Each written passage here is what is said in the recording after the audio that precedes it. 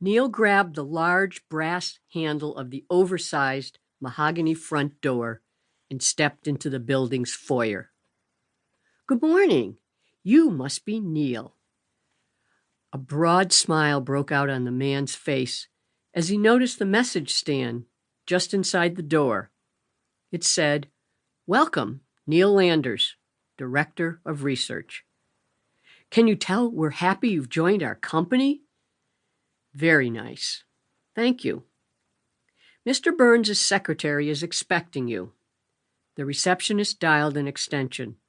"You'll like living in the South." "I don't need an overcoat in February. Flowers are in bloom. What's not to like?" A woman of about 40, attractive and petite, came into the lobby wearing a tailored black dress, a necklace of colorful beads, and low-heeled shoes. "Good morning, Neil. I'm Doris Kingston. Mr. Burns will be in later. We'll start with the routine paperwork for new employees." She led him to his office in the back of the building. The lack of a human resource department surprised Neil.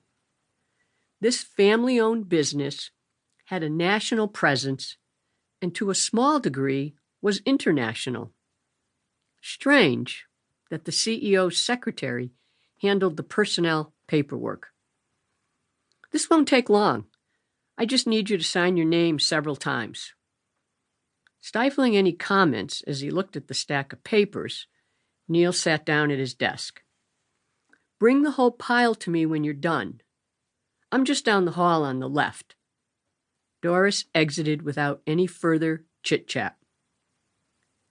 Looking around his space, Neil noted the improvements from his no-frills office back in the lab at his New York company. A real door, bookshelves, wall space for pictures, and a full-size window overlooking a garden. Luxuries in today's work world. A mere 6 weeks ago, Neil had met GB Polymer's CEO, Gordon Burns, at a national meeting. Gordon had spared no expense in enticing Neil to move south. Neil initially hesitated at leaving in the midst of an important project, but he found Gordon's generous salary offer and apparently unlimited R&D budget irresistible. Since graduating from college 13 years ago, Neil had worked as a research chemist for Tarrytown Chemicals. Directing research now for a CEO who believed that Neil was the best industrial research chemist in the plastics field was quite auspicious. Neil would have preferred his office to be in the lab, but his boss wanted Neil on the first floor, in close proximity to him and to Elaine, the secretary Neil would be sharing with the manager of quality assurance. The IRS's standard W-4 form for federal tax topped the paperwork pile.